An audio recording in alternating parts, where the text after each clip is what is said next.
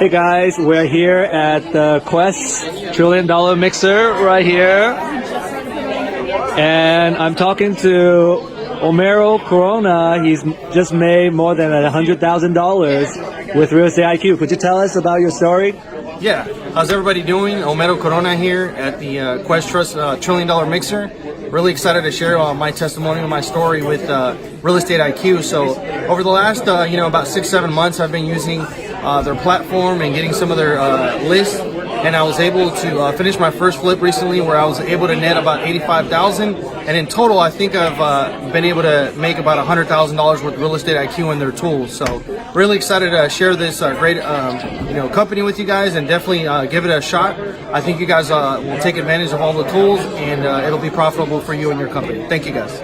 High potential deal, and we analyze it and we blog about it. So we want to share with you what a good deal looks like and what kind of factors you should be considering when you're analyzing real estate investment deals.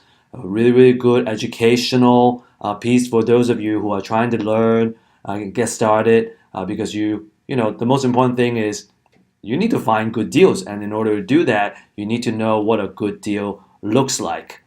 So make sure you sign up for this free publication. We want to bring a lot of value to you, and please enjoy it.